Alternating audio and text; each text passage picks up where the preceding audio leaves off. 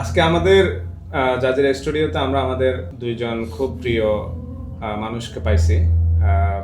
আমার খুব প্রিয়, আমি তো এদেরকে অনেক সময় সম্মান করে ভালোবেসে ছোট সাহেব বলে ডাকি। তো এমন তো অবস্থায় ওদেরকে পেয়ে আমরা অনেক খুশি। আজ জাজিরা স্টুডিও আজকে একটা পূর্ণতা পাইছে। তো আলহামদুলিল্লাহ আমরা আজকে আপনাদেরকে আমাদের দুইজন খুব ভালো লাগার মানুষ, একজন আমাদের সম্পাদক শাকির মাহমুদ, হচ্ছে পেনফিল পাবলিকেশনের সম্মানিত ভালোবাসার একজন প্রিয় লেখক আব্দুল্লাহ ইয়াসিন শরীফী। আমি ওনাদের দুজনকে খুব পছন্দ করি। শাকির মাহমুদ পেনফিল পাবলিকেশনের সম্পাদক প্লাস শাকির মাহমুদ পেনফিল পাবলিকেশনের একজন লেখকও। তো তার পরিচয় এখানে অনেক বেশি, দুইটা পরিচয়, আরও পরিচয় আছে অনেক। তো আমরা আজকে ওনাদের সাথে কথা বলবো। আমরা শুরু করি আজকে ওনাদের পথ চলা, জার্নি, বা ওনারা কীভাবে কাজগুলো শুরু করছে, আমাদের সাথে কিভাবে তারা জয়েন করছে, এই বিষয়গুলো আমরা সংক্ষেপে তাদের কাছ থেকে জানার চেষ্টা করবো ইনশাআল্লাহ। শাকির মাহমুদ এবং আমাদের আব্দুল্লাহ ইয়াসিন শরীফী ভাই। শাকির মাহমুদ, আপনাদের কি অবস্থা? আপনারা সবাই কেমন আছেন? আলহামদুলিল্লাহ। আচ্ছা, হ্যাঁ আলহামদুলিল্লাহ, আমি ভালো আছি। জাজিরা স্টুডিওতে আমরা আমাদের বিভিন্ন সময় বিভিন্ন পার্সন আসে, কথা বলি আমরা। আমাদের অন্যান্য ভাইরা এখানে উপস্থিত থাকেন, আলেম, সেলিব্রিটি। আজকে আমরা দুইজন মানুষ পাইছি, এদেরকে এরা নন সেলিব্রিটি। ভাই তো মনে হয় ক্যামেরায় আসেনি না একদম। হ্যাঁ, এটা একটা ভালো লাগার বিষয় যে প্রথমবার একজন, আমি যদিও টুকটাক এসেছি, ভাই একদমই প্রথমবার, এটা একটা ভালো লাগার বিষয় আসলে। কিন্তু সেলিব্রিটি না হলেও দুইজন খুব গুরুত্বপূর্ণ অবদান বা রোল প্লে করেন পেনফিল পাবলিকেশনের জন্য। এটা আমাদের জন্য অনেক বড় কিছু। আমরা আসলে আজকে দুইজনের এখানে একটা কমন বৈশিষ্ট্য আছে। এই যে বিষয়ে আজকে আমরা কথা বলবো, কমন বৈশিষ্ট্য হচ্ছে যে দুইজনে দুইটা বই লিখছে, দুইটা বই হচ্ছে সালাফদেরকে নিয়ে। শাকির মাহমুদ সাফাত, ওনার লেখা হচ্ছে সালাফদের থেকে আমরা কত দূরে, আর আব্দুল্লাহ ইয়াসিন শরীফীর ভাইয়ের যে বইটা আছে সেটা হচ্ছে নাসিহাতুস সালাফ। দুইটাই সালাফদেরকে নিয়ে। এখানে একটা কমন বৈশিষ্ট্য দেখা যাচ্ছে, বাট দুইটা ইউনিক। আমরা এই দুইটার জার্নি সম্বন্ধে আপনাদের কাছ থেকে জানতে চাইব যে আপনারা কিভাবে, আপনাদের কি চিন্তা কাজ করলো যে অবভিয়াসলি দুজন আলাদা আলাদা করে কাজ করছেন, দুজন দুই জায়গার। তো ইন্ডিভিজুয়ালি বলবেন যে কার কি চিন্তা কাজ করছে, শাকির মাহমুদের কি চিন্তা কাজ করছে যে সালাফদের থেকে আমরা কত দূরে, এটা এরকম একটা কন্টেন্ট লেখা উচিত। নাসিহাতুস সালাফ লেখার সময় আমাদের আব্দুল্লাহ ইয়াসিন শরীফী ভাইয়ের কি চিন্তা কাজ করছে যে নাসিহাতুস সালাফ এই বইটা এরকম একটা কন্টেন্ট করা উচিত, যে কন্টেন্টটা মানুষের কিভাবে উপকারে আসবে, বা সালাফদের কিভাবে পথ অনুসরণ করবে, নসিহাগুলো কিভাবে নিবে, এই ধরনের। আপনার ভিতরে কি চিন্তা কাজ করছে যে এই থেকে আপনি এটা কিভাবে করলেন, একটু যদি সংক্ষেপে আমাদেরকে বলেন পাঠকদের উদ্দেশ্যে। প্রথম যে বিষয়টা, যে মানুষ তো আসলে, মানুষের আরবি শব্দ নাসুন বলা হয়, ভুলে যাওয়া যার স্বভাব, তাকে নাস বলা হয়। তা আমাদের মানুষের স্বভাবজাত বৈশিষ্ট্য হলো সেই বারবার ভুলে যায় একটা বিষয়। তো ঠিক সেরকম আমরা যে একজন মুসলমান, একজন ইমানদার, আমাদের আল্লাহ রাসূল সাল্লাল্লাহু আলাইহি ওয়াসাল্লাম পথের উপর চলতে হবে, সাহাবীদের পথের উপর চলতে হবে, তাবেঈদের পথের উপর চলতে হবে, এগুলো আমরা বারবার ভুলে যাই। তো এর কারণে আল্লাহ তাআলা কোরআনের মধ্যে বলছে ফাইন্না যিকরা তানফাউল মুমিনিন, যে মানুষকে স্মরণ করে দেওয়া, এটা মুমিনদের উপকারে আসে। তো এরপর আল্লাহ রাসূল আর একটা হাদিস থেকে আমি খুবই ইন্সপায়ার্ড, যে আল্লাহ রাসূল বলেন জাদ্দিদু ঈমানাকুম, তোমাদের ঈমানকে নবায়ন করো। তো আমরা সবকিছু জানি, সবকিছু বুঝি, কিন্তু বারবার ভুলে যাই। তো এই যে ভুলে যাওয়াটাকে, এটার একটা প্রতিষেধক থাকা দরকার। ভুলে যাওয়াটার প্রতিষেধক, এটার প্রতিষেধক হলো যে আমাদের পূর্ববর্তী মানুষ যারা, তাদের যে সুন্দর কথামালা, এই কথাগুলো যখন আমরা শুনবো, তাদের জীবন আচার সম্পর্কে যখন জানবো, তখন আমরা আমাদের ভুলে যাওয়া থেকে উঠে আসতে পারবো, আমাদের আবার সিরাত মুস্তাকিমের মধ্যে চলে আসতে পারবো। তো এই তাড়না থেকে আমার এই বইয়ের প্ল্যানটা আসছে আর কি মাথায়। তো তখন চিন্তা আসলো যে প্রথমে এই যে আমাদের আল্লাহ রাসূলের মুখেই আমরা জানছি যে তিনটা প্রজন্ম, সোনালী প্রজন্ম, যারা ইসলামকে খুবই মানে একদম 100% ধারণ করার চেষ্টা করছে। সাহাবী, তাবেঈ, তাবে তাবেঈ, হ্যাঁ, কুরুনে সালাসা, সোনালী যুগ তিনটা। তো এটার থেকে চিন্তা করলাম যে আসলে এমন কি কোনো বই হইতে পারে যে যেখানে আমরা আল্লাহ রসুলের উপদেশগুলোও পাবো, এরপর আল্লাহ রসুলের যে সান্নিধ্য পাইছে সাহাবিগণ তাদের উপদেশগুলো পাবো, এরপর তাবেঈগণ। তো এরকম এই যে 3 প্রজন্ম, সোনালী প্রজন্ম, এই প্রজন্মের জীবন আশা সম্পর্কে যদি আমরা জানি তখন দেখা যাবে আমরা আসলে নিজের ইমানকে একটু বুস্ট করতে পারবো। আমাদের এই যে ধরেন আমাদের দুনিয়ার অনেক যান্ত্রিকতা, আমাদের চারপাশে অনেক কোলাহল, অনেক সমস্যা, দুনিয়াবি অনেক স্রোত ভেসে যাচ্ছে, চারপাশে অনেক অনেক ইস্যু আসতেছে, আমরা তো দেখতেছি প্রতিনিয়ত। এই ইস্যুর মধ্যে যেন আমাদের ইমানটা মানে ভেসে না যায়, আমরা অন্ততপক্ষে যেই বইয়ের মূল যেটাই যে আমাদের অন্তরটাকে জাগিয়ে তোলা, যে অন্তরের মধ্যে অনেক মরিচা পড়ে, এই মরিচাটাকে দূর করতে হবে আমাদেরকে। দেখেন দূর করার সবচেয়ে বড় উপায় হচ্ছে এটা, যে আল্লাহ রাসূল, সাহাবী এবং তাবেঈদের যে নসিহাগুলো, এই নসিহাগুলো যেন আমরা শুনি, তখন আমাদের মধ্যে বিবেক জাগ্রত হবে, আরে এটা তো ইমানদার হিসেবে কাজ করবে, ইমানটা জেগে উঠবে, ইমানটা আবার জেগে আবার নবায়ন হবে। যে আল্লাহ রাসূল তো বলেছেন, আল্লাহ তাআলা কোরআনে অনেক জায়গায় বলছে ইমান বেড়ে যায় আবার কমে যায়। তো এই আমাদের ইমান যখন কমে যাবে তখন আমরা এই সালাফদের নসিহাগুলো যখন পড়বো তখন হচ্ছে আমাদের মানে ইমান তার মানে আমাদের জন্য এরকম একটা বই, এটা কন্টেন্ট, এটা যে আমাদের ইমান যখন কমে যাবে, আমরা যখন ফিল করব যে আমাদের ইমানটা মনে হয় কমে যাচ্ছে, মরে যাচ্ছে, বা আমরা একটা ডাউন ফিল করতেছি এই জায়গাতে, আমরা এই বইটা থেকে মনে হয় নসিয়া নিতে পারবো। অনেক সুন্দর সুন্দর নসিয়া আছে, আমরা পার্সোনালি আমরা এটা পড়ছি, এবং সবচেয়ে মজার বিষয় হচ্ছে যে আমরা এটা আমাদের পেনফিল পাবলিকেশনের আমাদের যে হালাকা হয়, দার্স হয় বিকালে আসরের পরে, আমরা এখানে এটা A to Z পুরাটা অলমোস্ট, আমরা এখন মনে হয় শেষের দিকে আছি, আমরা এটা পুরাটা কমপ্লিট করছি, এবং এখানে আমাদের যে যতজনের স্টাফ আছে সবাই বসে এটা শুনে আমাদের কাছে আসলে আপনি যেটা বলছেন যে এটা আসলে মানে ইমান জাগানীয়। আমি একটা কথা যুক্ত করি, সেটা হচ্ছে নট অনলি যে আমার যখন ফিল করব আমার ইমান দুর্বল হয়ে গেছে বা আমি তখন যে এটা উপকার করবে তা না, বরং এটা একজনের মানে একটা স্বাভাবিক কনস্ট্যান্ট একটা ইমানের যে সাধারণ অবস্থা, সেই অবস্থাতেও মানে তাকে সজীব রাখার জন্য এই নসিহাগুলো, রাসূলের হাদিস, সাহাবীদের কওল, তাবেঈদের কওলগুলো আমাদের জন্য একটা মানে বুস্টার হিসেবে কাজ করে। এক্স্যাক্টলি।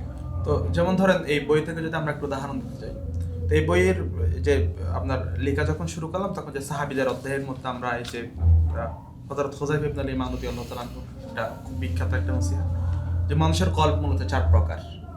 যে প্রথম নাম্বার হলো যে যেখানে আল্লাহ তাআলা একেবারে মোহর মেরে দিয়েছে, খতামাল্লাহু আলা কুলুবিহিম, এটা হিদায়াত পাবে না, আর হিদায়াত পাবে না, এটা এখানে একেবারে বন্ধ চিরতরে। এটা তো এই কল্প 4 প্রকারের মধ্যে প্রথম প্রকার হলো একদম মোহর মারা, সিল মোহর মারা, এটা একেবারে জাহান্নামে যাবে কাফেরদের। 2 নাম্বার হলো যে এমন এটার মধ্যে ভারসাম্য নষ্ট হয়ে গেছে কলবের মধ্যে, যেমনটা মুনাফিকদের কলব। তো 3 নাম্বার আসে যে এমন কলব যেটা সব সময় আলোকিত থাকে, তো এটা হচ্ছে মুমিনদের কলব আর কি। তারপর 4 নাম্বার হলো যে এমন কলব যেখানে ঈমানও আছে আবার নিফাকও আছে, দুইটা 50-50। তো এই যে দেখেন, চিন্তা করেন, এখন প্রত্যেকটা মানুষই এই 4টা বৈশিষ্ট্য নিয়ে আছেন, যখন জানতো তখন সে চিন্তা করতো আমি কোন প্রকারের মধ্যে পড়তেছি, আমার মধ্যে আমি কোন লেভেলে আছে, আমার কোন লেভেলে আপগ্রেড করতে হবে, এই জিনিসটা আমি বুঝতে পারবো।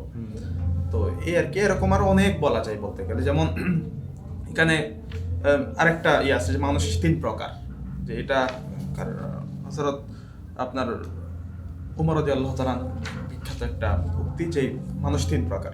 প্রথম মানুষ হচ্ছে যারা কোনো কাজ করার আগে তারা পরিণাম দিয়ে চিন্তা করে যে এটার ফল কি হইতে পারে। তো দ্বিতীয় নম্বর তারা এগুলো চিন্তা করে না, তারা জ্ঞানীদের সাথে আপনার পরামর্শ করে, নিজে চিন্তা করে না কিন্তু জ্ঞানীদের সাথে পরামর্শ করে, যার কারণে উনি বিপদ থেকে কি হয়ে যায়, মুক্ত তাকে বেঁচে যায়। এরপর তৃতীয় প্রকার হল তারা সবচেয়ে নির্বুদ্ধ, তারা জ্ঞানীদের সাথে পরামর্শ করে না, নিজেও চিন্তা করে না, আবার কেউ তাদেরকে সঠিক পথ দেখালো সে পথে অনুসরণ করে না, চিন্তা করতে। এই 3 প্রকারের মধ্যে আমি কোন প্রকারের মধ্যে পড়তেছি। তো এই জিনিসগুলো যখন আমি জানবো তখন রিয়ালাইজ করতে পারবো যে আসলেই তো আমাকে পরিশুদ্ধ হওয়া দরকার, আমি এই 3 প্রকারের মধ্যে কোন প্রকারের মধ্যে আছি, এটা রিয়ালাইজ করলে আপনি আপনার জীবনের বাস্তবতাকে চোখে দেখতে পারবেন। এই আর কি। এরকম আসলে বলতে গেলে অনেক আছে এরকম। যেমন এখানে আল্লাহ রাসূল সাল্লাল্লাহু আলাইহি ওয়াসাল্লামের একটা যে বিখ্যাত হাদিস, এটা আমরা প্রায় সময় বলি, যে আমাদের মানুষের জীবনের মধ্যে সবচেয়ে গুরুত্বপূর্ণ বিষয় 5টা। কি এই যে আমরা অনেকে চিন্তা করি টাকা পয়সা বা একটা দামি গাড়ি বাড়ি, আসলে এগুলো আমাদের মূল্যবান কোনো বিষয় না। আমাদের মূল্যবান বিষয় হচ্ছে 5টা। তার মধ্যে একটা হচ্ছে যে যৌবন, যে আল্লাহ রাসূল হাদিসে এটা বলছে তোমরা যৌবন চলে যাওয়া, বার্ধক্য আসার আগে যৌবনকে কি করো, কাজে মূল্যায়ন করো। আপনি যে তারুণ্যের সময় যেই কাজ করতে পারবেন, এই জিনিসটা আসলে বার্ধক্যের সময় চাইলেও পারবেন না। বা যে মজাটা আসবে, যে ফিলটা আসবে, হ্যাঁ, এই ফিলটা আসলে বার্ধক্যে আসলে আসবে না। যেমন ধরেন আমি জাস্ট আজকে নিয়ত করলাম যে আজকে তাহাজ্জুদ নামাজ পড়বই পড়বো, যেমন শীত হোক গরম কোনো ম্যাটার না। তো এটা এখন আমি হিম্মত করতে পারতেছি, কিন্তু আমি যখন একটা বয়সে পার হয়ে যাবে তখন আসলে না, আমি হিম্মতটা চেষ্টা আসবে করব। না। আসবে না। 2 নম্বর যে বিষয়টা, যে আমরা অনেক সময় দেখা যায় যে আমাদের সুস্থতা নিয়ে কোনো কনসার্ন না, জি। কিন্তু বার্ধক্যে যারা উপনীত হয়ে গেছে মানুষজন, তাদেরকে তারা জানতে বোঝে চান যে সুস্থতা সেই কত নিয়ামত, কত বড় নিয়ামত। মহান। তো এটা অসুস্থতা হারাইলে কোনো চিন্তা, আল্লাহ রাসূলের এই দুইটা। তো 3 নাম্বার যেটা, এটা হচ্ছে যে দরিদ্রতা আসার আগে নিজের যে সচ্ছলতাকে কি করা, মূল্যায়ন করা। তো এখানে আমাদের জন্য একটা বিশেষ মেসেজ আছে যে আমরা অনেকে চিন্তা করি যে আগামীকাল দান করব, আজকে দান সদকা করব টাকা পয়সা, কিন্তু হুট করে দেখা যাবে আমরা আগামীকালে হয়তো একদম জিরো, নিঃস্ব হয়ে যাবে, নিঃস্ব হয়ে গেছে। অসম্ভব। আমরা দেখছি তো এই যে জি জি, আপনার বিভিন্ন জায়গাতে আমাদের রাস্তায় বিভিন্ন দোকানপাট হঠাৎ জলে পড়ে ছাই হয়ে গেছে, কোটি টাকার সম্পদ নষ্ট হয়ে গেছে। না, তো এই কারণে আসলে আগামীকাল দান সদকা করব বা পরে করব এরকম চিন্তা না করে বর্তমান যে আমার সচ্ছলতা আছে এটাকে দিনের সাথে কাজে লাগাইতে হবে। এরপর যে বিষয়টা, যে আমাদের জীবনের সবচেয়ে মূল্যবান যেটা অবসর সময়টা, এটা আমরা আমাদের হাতে ধরেন এই সময়টাতে অবসর সময় অনেক আছে, কিন্তু এমন একটা সময় আসবে যখন আমি আসলে চাইলেও অবসর সময় ব্যয় করতে পারবো না। আমি এখন অনেক অডের সময় পাচ্ছি, আল্লাহ জিকির আসকার করতে পারছি, কোরআন তেলাওয়াত করতে পারছি, কিন্তু এই যে একজন চাকরিজীবী মানুষ, যখন আপনি একটা বয়সে পার হয়ে যাবেন তখন আসলে সময়টা পাবেন না। এরপর শেষ যেটা 5 নম্বর আল্লাহ যে মৃত্যুর পূর্বে হায়াত কি। তো এই আর কি, এই 5টা বিষয় কত গুরুত্বপূর্ণ চিন্তা করেন, জাস্ট নর্মাল বিষয়, কিন্তু আমরা এগুলো গুরুত্ব দিচ্ছি না।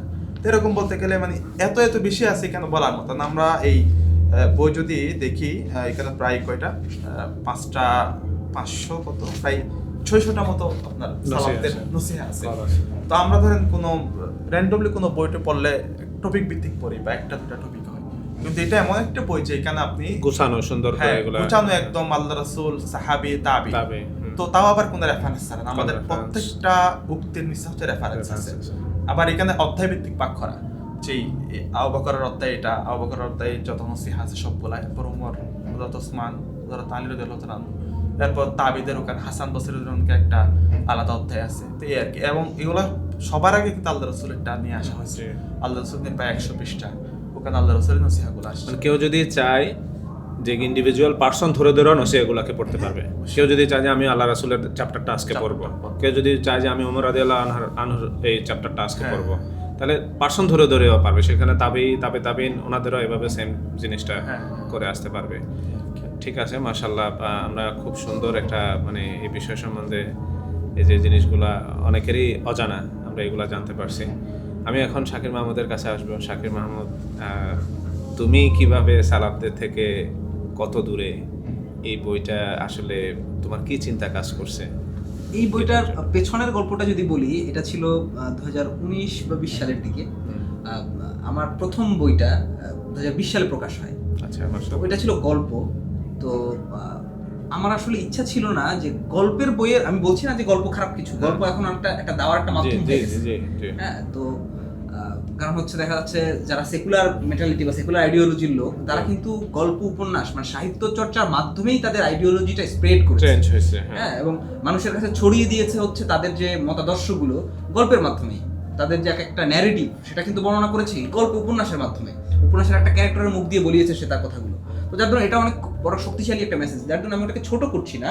বাট আমি মনে করছি যে গল্প উপন্যাসের লেখক হিসেবে আমি প্রথমে আমার বই প্রকাশ হবে এটা আমি চাচ্ছিলাম না, কিন্তু সামহাউ আমি আনতে পারিনি। আমার এটা ছিল হচ্ছে বলা যায় যে প্রথম একটা সংকলন। তো ওই সময় আমি যেটা করতাম, ওই সময় সালাফদের নিয়ে যতগুলো বই বাংলায় অনুবাদ হয়েছে বা বিভিন্ন সময় লেখা হয়েছে, সেগুলো প্রচুর পড়তাম। তো ওই জায়গা থেকে আমি আমার ভালো লাগার গল্পগুলো সালাফদের জীবন থেকে ওইটা হচ্ছে সংকলন করতাম টুকটাক আমার নোটের মধ্যে।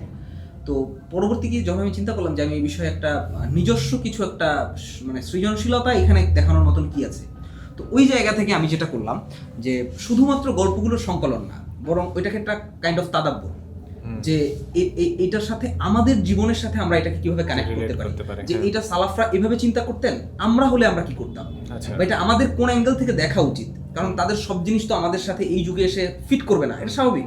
তো ওইটাকে আমরা হলে কি করতাম, বা আমাদের এই যুগে এরকম সিচুয়েশন হলে আমরা কি করতাম, এইটা নিয়ে করতে গিয়েই হচ্ছে এরকমের একটা আত্মবিশ্লেষণী একটা বিষয় চলে আসলো। তো এই জন্য আমার এই বইটার প্রত্যেকটা গল্পের সাথেই আগে অথবা পরে এটা হচ্ছে নিজস্ব চিন্তা, নিজস্ব কথা, সালাফদের ঘটনাগুলোকে বিশ্লেষণ করার একটা প্রচেষ্টা, এই জিনিসটা ইয়ে হলো। তো ওই জায়গা থেকে আমার কাছে একটা আমার চিন্তা আসলো আমার মধ্যে যে এরকম কিছু করা যায় কিনা। কারণ আপনি হয়তো জানেন, প্রকাশক হিসেবে এটা আপনার জানার কথা, যদি আমাদের অনেক পাঠকরা এটা জানে না, যে আমার এই বইটা বা হচ্ছে এই যে নাসিহাতুস সালাফ যে বইটা, এই বই দুইটা কিন্তু এটার বিশেষত্ব হলো যে সালাফদের নিয়ে বাংলা ভাষায় যত বই পাওয়া যায় এর ম্যাক্সিমাম হচ্ছে অনুবাদ। হ্যাঁ, মান এবং মুসান্নিফ এবং মুআল্লিফ মানে লেখকদের যোগ্যতার বিচারে তারা হয়তো অনেক উপরে, বাট বাংলা ভাষায় যেগুলো অ্যাভেলেবেল এগুলো ম্যাক্সিমাম অনুবাদ, কিন্তু আমাদের এই দুইটাই মৌলিক। হ্যাঁ, হয়তো যোগ্যতার থেকেও বেশি কিছু করে ফেলেছি, মানে এখানে হয়তো যোগ্যতাও রাখি না এরকম এত সাহস করা।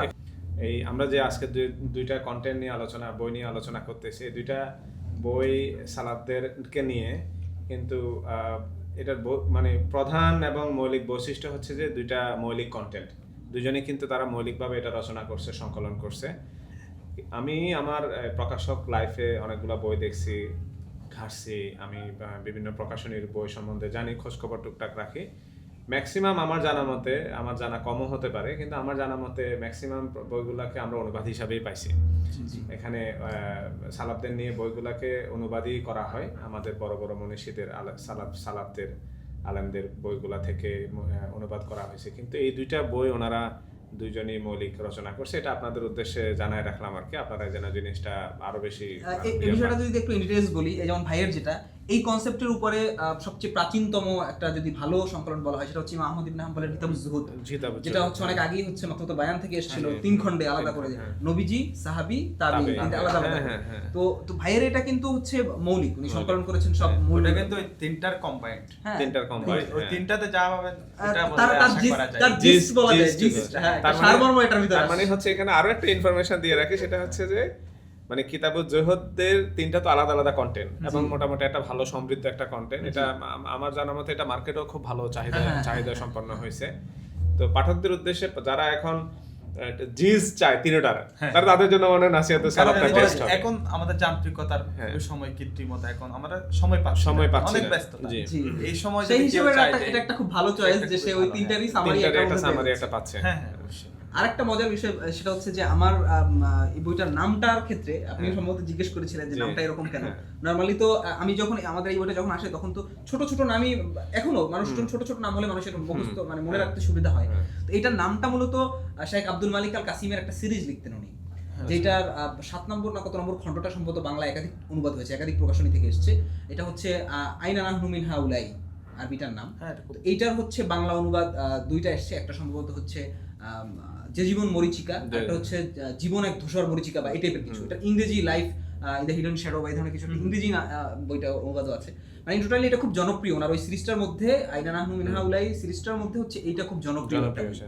তো ওই জায়গা থেকে মূলত অনেকে মনেও করেছেন, যেমন যখন পেনফিল্ড থেকে প্রথমে এটা পোস্ট যায় তখন একজন বলেছিলেন যে এটা কি সংকলন বা অনুবাদ, ওই বইয়ের অনুবাদ কিনা। তো কারণ হচ্ছে ওই নামটা ওরকম।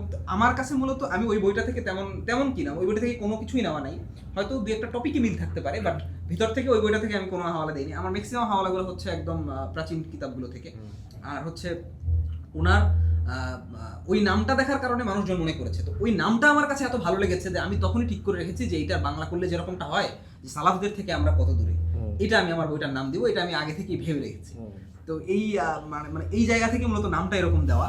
আর হচ্ছে বইটা হয়তো ব্যবসা বা কমার্শিয়াল সেন্স থেকে দেখতে গেলে আপনি প্রকাশক হয়তো আপনি আমার থেকে ভালো জানবেন, ওরকম সফল না হলেও এটা হচ্ছে মানে মোটামুটি একটা আমি নিজে এটার সাথে যুক্ত থাকতে পেরে বা এটা লিখতে পেরে লিখতে থাকি না, এটা আমাদের প্রকাশনীর জন্য একটা ভালো একটা কন্টেন্ট, যে এরকম একটা কন্টেন্ট প্রকাশনীতে এটা প্রকাশনীর ভ্যালু অ্যাড করে। আসলে সেলস বা বই একটা ভালো বাজার হয়, সেটার অনেক কিছু পার্সপেক্টিভে, অনেক কিছুর ইয়াতে বিবেচনায় মার্কেট পায়। ভালো কন্টেন্ট অনেক সময় মার্কেট পায় না। আমাদের এরকম এটা এই সেন্সে এটা একটা ভালো একটা কন্টেন্ট যে সালাফদের থেকে আমরা কত দূরে। এই সেন্সেই মূলত সাহস করা, নইলে এই টপিকে তো আসলে আরো যোগ্যতা সম্পন্ন ব্যক্তিদের কাজ করবে, মানে আমার মতন মানে ছোট মানুষ এই বইয়ে কাজ করবে এটা তো আসলে এটা আমার মনে আছে। যেমন একটা ঘটনা শেয়ার করছিলা, শেয়ার করার পরে ওস্তাদ মাহমুদ সিদ্দিকী সহ কথা বলতেছিলাম। তো উনি উনি পরে উনি সম্ভবত আগে ফাইলটা দেখছেন। জি জি, এবং এখানে আমি একটু আমাদের দর্শকদের উদ্দেশ্যে একটা কথা বলে রাখি যে আমি পেনফিল্ডের সম্পাদনার বিভাগে আছি বা সম্পাদনা বিভাগের দায়িত্বে আছি, এই জন্য এই বই পেনফিল্ড থেকে এসেছে ব্যাপারটা কিন্তু আসলে এমন না, বরং এই বইটা সিস্টেমেটিক ওয়েতে এটা হচ্ছে আমাদের প্যানেলে জমা হয়েছে, এবং প্যানেলে যখন জমা হয়েছে তখন আমার নাম ছিল না ফাইলের উপরে, হ্যাঁ, যে যাতে করে এই কথাটা আমার মনে কখনো এই গিল্টি ফিলিংস না থাকে যে আমি এখানে আছি বিধায় এই বইটা প্রকাশ হয়েছে। বিষয়টা আসলে এরকম না, এটা হচ্ছে সম্পূর্ণভাবেই আমাদের সিস্টেমেটিক ওয়েতে পেনফিল্ড প্রসেস এটা হচ্ছে সিলেক্ট হয়েছে। উস্তাদ মাহমুদ সিদ্দিকী সাহেব দেখেছেন, দেখে উনি প্রকাশককে এবং প্যানেলে আলোচনা করে যে হ্যাঁ এটা নেওয়া যায়। আমাদের যখন ভালো লাগছে, বললাম যে হ্যাঁ মাশাআল্লাহ টপিকটা তো ভালো, কন্টেন্টটা ভালো, তো তখন বললাম যে ঠিক আছে নেওয়া যায়। তো পরবর্তীতে একদিন কোন মজার করে ও যে ফাইলটা লিখছে কে এসে, আমি কোন একটা জায়গায় মনে হয় নাম দেখছি বা দেখে বললাম যে এটা কি শাকির মাহমুদ লিখছে, তো তখন আর হাসাহাসি করতেছিল যে হ্যাঁ এটা তো এই জন্য বলা হয় না বা এই কারণে বলা হয় না আর কি, এরকম। বাকি হ্যাঁ আলহামদুলিল্লাহ এটা আমাদের কন্টেন্ট বা আমাদের প্রকাশনের অনেক বড় ভ্যালু অ্যাড করছে। পাশাপাশি নাসিহাতুস সালাফ এটা অনেক গুরুত্বপূর্ণ রোল প্লে করে। ওই যে আপনি জিজ্ঞেস করেছিলেন যে এটা মানে ক্ষেত্রে মোটিভেশন বা প্রেরণা যেটা কাজ করেছে, এগুলো নিয়ে যখন পড়ছিলাম তখন কিছু কিছু ঘটনা আছে না যেটা মনে খুব দাগ কেটে থাকে।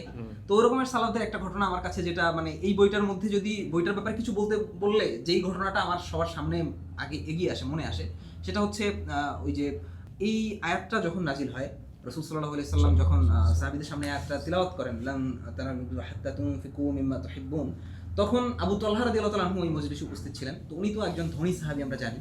তো উনি এটা শোনার সাথে সাথে মানে একটা অর্থ হচ্ছে, সরল অনুবাদ হচ্ছে যে তোমরা মানে কোশ্চিন কালেও প্রকৃত কল্যাণ লাভ বা সফলতা লাভ করতে পারবে না যতক্ষণ না পর্যন্ত তোমরা ভালোবাসো বা তোমাদের প্রিয় কোনো বস্তু থেকে আল্লাহর জন্য ব্যয় করবে।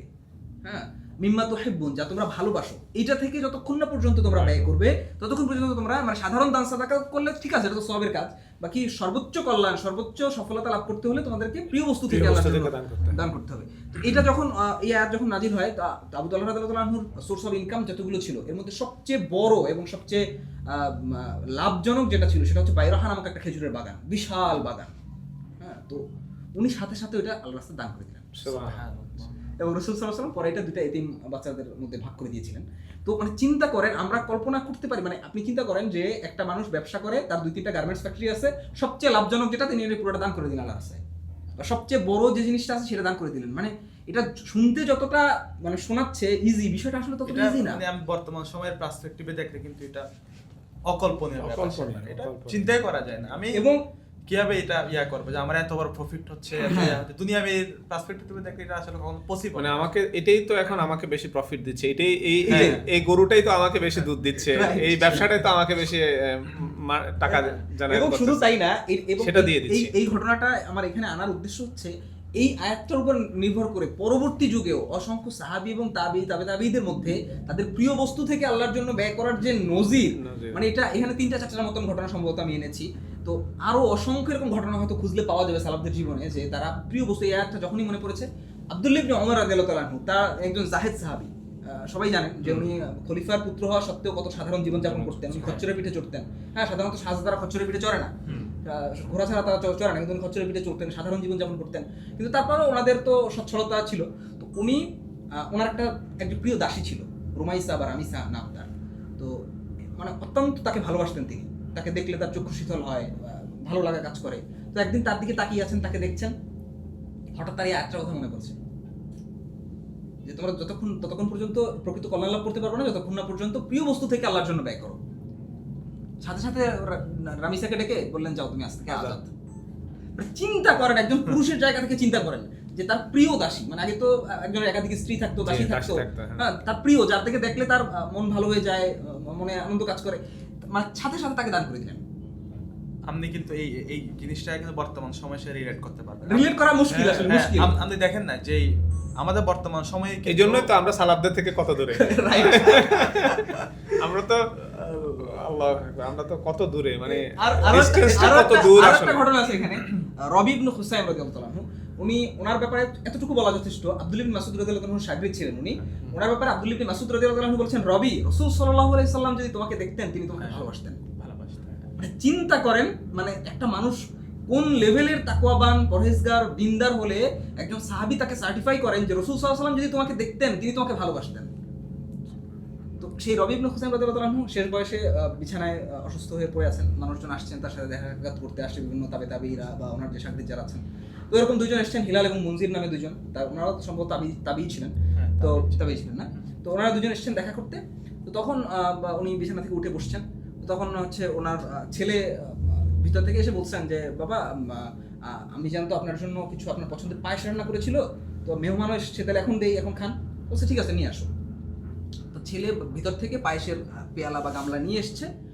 এরকম সময় হচ্ছে বাইরে থেকে কোনো একটা পাগল আসছে, পোশাক আশাক ছিন্ন ভিন্ন উল্টাপাল্টা, মানে কেমন একটা অবস্থা। তো পাগলটা মানে ক্ষুধার্ত, এটা সে বুঝাচ্ছে ইশারা ইঙ্গিতে, কথা বলতে পারছে না। তো উনি শাইখ রবি ইবনে হুসাইন উনি ছেলেকে বললেন যে এটা ওর, মানে ইশারায় বললেন যে এটা ওর সামনে রাখো, ওই ভিক্ষুক বা পাগল যে তার সামনে রাখো। ছেলে তো ইতস্তত বোধ করতেছে, এত মূল্যবান একটা খাবার তার মা পছন্দের একটা হ্যাঁ বানাইছে বাবার জন্য, এটা কিভাবে একজন ভিক্ষুক বা একজন এই পাগলকে দিবে। তো ছেলে ইতস্তত বোধ করতেছে দেখে বাবা একটু বললো যে তোমাকে সামনে রাখতে বলছি, তুমি রাখো, ওকে দাও। তো ওকে দেওয়ার পরে ও এটাকে একদম হামলে পড়লো, এটার উপরে হামলে পড়ে তো এটা ওই তার মতন করে তার মতন করে পাগলের মতন করে খেয়েটে সে উঠে গেল প্লেটটাকে নোংরা করে। এখন ছেলেটা খুব হতাশ হয়ে মানে তাকায় আছে ওইদিকে। মানে মানে আপনি জায়গাটা চিন্তা করেন, এটা আমাদের ক্ষেত্রে যদি না হয়, আমাদের প্রিয় অনেক খাবার দিতে অনেক সময় কাউকে দিতে কষ্ট হয়, অনেক সময় হয় না এরকম। স্বাভাবিক। তো তো তখন বলতেছে ছেলেটা আফসোস করে যে বাবা আপনি এমন একজনকে, আপনি জানেন আম্মা জান অসুস্থ শরীর নিয়ে আপনার পছন্দের খাবার বানিয়েছে, আপনি এমন একজনকেই খাবারটা দিলেন যে এটার মূল্যই বুঝলো, যেটা কত মূল্যবান খাবার ছিল।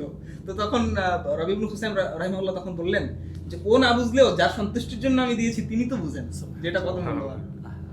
তো উনি তখন এই আয়াতটা তিলাওয়াত করলেন যে লান তানালুল বিররা হাত্তা তুনফিকু মিম্মা তুহিব্বুন, মানে প্রিয় বস্তু ছিল ওটা থেকে আল্লাহর জন্য ব্যয় করে দিয়েছে। মানে বিষয়টা চিন্তা করেন, এরকম আরো অসংখ্য নজির হয়তো খুঁজতে পাওয়া যাবে। এই আয়াত নিয়ে আরেকটু কথা বলি যে আমাদের যে ঈমানের যে বিষয়টা নিয়ে একটু আলোচনা হলো, আমরা পরিপূর্ণ ঈমানদার হতে পারতেছি না কেন? এটা যদি চিন্তা করি তাহলে দেখবেন ম্যাক্সিমাম মানুষই এই যে একটু যেটা বললেন দুনিয়ার লোক, যে আমি আল্লাহর জন্য ছাড়তে পারতেছি না, যে সুদি কারবার, সে দেখবেন যে সুদটা তার কাছে খুবই ভালো লাগতেছে, বা আপনার মসজিদে অনেক টাকা পয়সা দরকার কিন্তু সে আসলে ধন সম্পদ দিতে চাচ্ছে না, কেন? ওই যে তার কাছে কিনা ওটা বেশি প্রিয়, তার সম্পদটা বেশি প্রিয়। এখন আমাদের টোটালি বর্তমান সময়ে যত মানে ইমানদার আছে, যারা দুর্বল ইমানের অধিকারী, ম্যাক্সিমামই দেখবেন সব গাফলতের মূলে কিন্তু ওই যে দুনিয়ার লোক, সে আল্লাহর জন্য ছাড়তে পারতেছে না। তো এইভাবে যদি আমরা প্রত্যেক ইমানদার যে চিন্তা করে যে আল্লাহর জন্য আমি এই জিনিসটা ছাড়বো, তাইলে সেই আজকে থেকে আমি এই কাজ স্টার্ট করবো না, আল্লাহর জন্য ছেড়ে দিলাম, আজকে থেকে এই খারাপ কাজ আমি লিপ্ত হবো না, আগামীকাল থেকে আমি হারাম উপার্জন আর করবো না, এরকম যদি আমরা চিন্তা করি তাহলে আমাদের জীবনটা কিন্তু অনেক সুন্দর হতে পারে, সেই তো জায়েদ হয়ে যাবে। হ্যাঁ আসলে এখন দেখেন না আপনি, এত মানুষ এত ইমানদার, কিন্তু আসলে আমাদের মধ্যে ইমানের যে স্পিডটা কতটুকু আছে। আজকে আমরা পুরো পৃথিবীর প্রত্যেকটা দেশে মুসলমানরা কত নির্যাতিত, এটা কেন? এই যে আমরা তাদেরকে সহযোগিতা করতে পারতেছি না, আমাদের প্রিয় জিনিসটা তাদেরকে দিয়ে পাশে দাঁড়াইতে পারতেছি না। এই ধরেন ফিলিস্তিনের মধ্যে না খেয়ে মারা যাচ্ছে, আবার এদিকে সৌদি আরব আমাদের কাছে, আমাদের মানুষদের কাছে বা অন্যান্য দেশের মানুষদের কাছে এত আছে যে কিছু সেখান থেকে, এখানে তো টপিকে আলোচনা হচ্ছে যে প্রিয় বস্তুটা দিয়ে দিছে, টোটালি দিয়ে দেওয়া তো দূরের কথা, সেখান থেকে যদি কিছু সিকিবাগের কিছু অংশ দিত আজকে ফিলিস্তিনের এই অবস্থাটা। এই যে আমরা তো ওই ঘটনাটা জানি, হযরত ওমর ইবনে আব্দুল আজিজের আমলে মানুষ যাকাত দেওয়ার জন্য মানুষ খুঁজে পাওয়া যাচ্ছে। চিন্তা করেন এটা কেন? কারণ সমতা, ব্যালেন্স হয়েছে, যে যাকাত দিচ্ছে। এই যে আমাদের পুরা দেশে এত গরিব, আমরা যদি আজকে ব্যালেন্স করতে পারতাম, এত মুসলমান, আমাদের 20 কোটি মানুষের মধ্যে মুসলমান কথা প্রায় 15 কোটি মুসলমান হবে, যাকাতে যে 2.5% বলা আছে সেটা দিলে, সেটাদের দরিদ্রতা এমনিতে মুছে যেত না। তো এই আর কি, যেমন এই যে আপনার যেটা একটু আগে বললেন যে অন্যান্য আরব দেশে থাকেন আপনি, সৌদি আরব বা দুবাই, মানুষ খেয়ে ফেলে দিচ্ছে বা এত নষ্ট করছে। এই আমি একটা পত্রিকাতে বলছিলাম যে সৌদি আরবে 1 বছরে যা নষ্ট করে এগুলা বাংলাদেশে 5-10 বছর এমনিতেই খাই ফেলতে পারে, মানে খেয়ে আরো বেঁচে যাবে। তো দেখেন সৌদি আরবে কিন্তু এত ধন সম্পদ, তাদের এত বিলাসিতা, কিন্তু পাশেই ফিলিস্তিনের দিকে চিন্তা করেন, না কি মারা যাচ্ছে কাছে। তো এগুলো কেন? এই যে আমার প্রিয় জিনিসটা আমি আমার ভাইকে দিতে পারতেছি না, অথচ আল্লাহ একটা হাদিস আছে যে আমি ততক্ষণ পর্যন্ত পরিপূর্ণ ইমানদার হতে পারবো যতক্ষণ না একটা জিনিস যেটাকে আমি নিজের জন্য পছন্দ করি সেটা আবার ভাইয়ের জন্য পছন্দ না করি, তাহলে এই এটা যদি মাপকাঠিতে আমরা ম্যাপে দেখি তাহলে কিন্তু ইমানদার আপনি একজন খুঁজে পাওয়া যাবে না। আসলে তো পরিপূর্ণ ইমানদার তো আসলেই নেই আমাদের মধ্যে।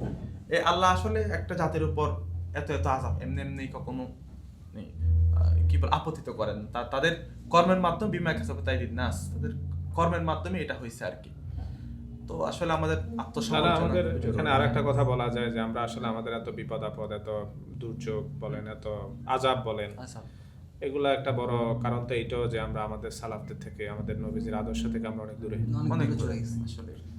আমরা তাদের পরামর্শগুলা মানি না। আমরা তাদের নাসিহা গুলা, যেটা সালাফদের আমাদের নাসিহা গুলা, এগুলা পড়লে যে আমাদের যে আমরা যে ঝাঁপাই পড়বো, আমরা যে একটা ভালো কাজের দিকে যে অগ্রসর হব, সেই জিনিসটা তো হচ্ছে না, কারণ আমরা সেটা জানি না। এবং আমাদের আর জানি না দেখে মানতেছি না, এই প্রসঙ্গটাও চলে আসে। জানলে না মানার বিষয়টা আমরা জানিই না। এখানে আরেকটা মিসআন্ডারস্ট্যান্ডিং একটা ব্যাপার থাকে, যেটা মানে আমি আমার এই বইয়ের মধ্যে খুব করে বোল্ডলি বলার চেষ্টা করেছি, সেটা হচ্ছে যে সাহাবী বা তাবিঈদের ঘটনা, সালাফদের ঘটনাগুলো আমাদের সামনে আসলে আমাদের অবচেতন মনে একটা কথা বলে যে আমরা হয়তো মানে এটা তো তারা তো ছিলেন মহান মানুষ, আমরা তাদের মতো হইতে পারবো না।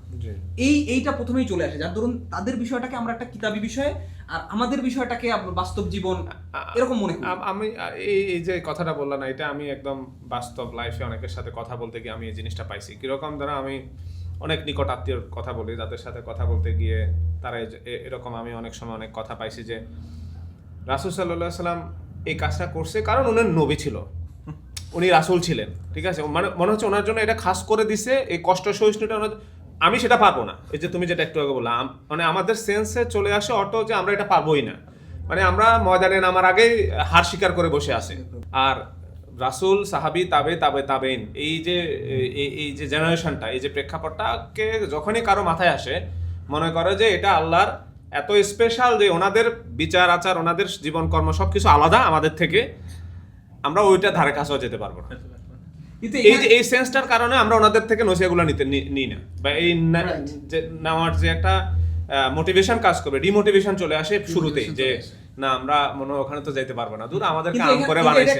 এটা একটা খুবই কমন একটা সাধারণ একটা লজিক যেটা সবাই বুঝে, সেটা হচ্ছে যে একটা স্টুডেন্ট সে যদি টার্গেটই রাখে আমি কোনোভাবে পাস করব, তাহলে তো পাস করাটা রিস্কের মধ্যে পড়ে যাবে। আর ওর যদি টার্গেট থাকে যে আমি মানে একদম স্টার মার্ক পাবো, হ্যাঁ এ প্লাস পাবো, লক্ষ্য, তাহলে ও এ প্লাস না পেলে অন্তত পক্ষে এ গ্রেড পাবে বা কাছাকাছি কিছু না কিছু পাবে। এখন সাহাবী, তাবেঈ বা সালাফদের বিষয়গুলোকে যদি আমরা ওইরকম কিতাবী বিষয় মনে করি যে ওইটা তো আসলে আমরা পারবো না, অতি আধ্যাত্মিক, তাহলে আমরা কিতাবের চেয়ে মনে হয় আধ্যাত্মিক মনে করে, আসলে আধ্যাত্মিক মনে করে, হ্যাঁ যে পাস করব কিনা এটা সন্দেহ হয়ে যাবে। কিন্তু যদি আমরা তাদের মতো হওয়ার চেষ্টা করি তাহলে তাদের কাছাকাছি যেতে হবে, কাছাকাছি হলে যেতে দূরত্বটা কমায় নিয়ে আসার চেষ্টা করতে হবে। হ্যাঁ, এবং এটার জন্য যে জিনিসটা কাজ করবে, একটা হচ্ছে আত্মবিশ্লেষণ, আর একটা হচ্ছে এই যে তাদের নসিহাগুলোকে মানে অলরেডি মানে নিজের মধ্যে ধারণ করার চেষ্টা করা, হ্যাঁ যে এটা আছে, এটা আমারই, মানে আমার সাথেই কানেক্টেড, এরকম কিছু একটা মনে হয়। এই যে আমরা সালাফদের থেকে কত দূরে, দূরত্ব মানে আপাত দৃষ্টিতে তাকালে তো দূরত্ব শেষ নাই, মনে হয় যে কোনো কুল কিনারাই নাই। তো আমরা কি পারি না যে আমরা আস্তে আস্তে ডিসটেন্সটাকে কমাই, কাছাকাছি যাওয়া, সেটাই। এটার জন্য আমাদের আশা করছি এই দুইটা কন্টেন্ট, সালাফদের থেকে কত দূরে, সালাফদের নাসিহাতুস সালাফ যেটা পরামর্শ বা নাসিহা যেগুলো, এই দুইটা কন্টেন্ট আমাদের জন্য অনেক সহায়ক হবে, অনেক মূল্যবান, অনেক কাজের হবে ইনশাআল্লাহ।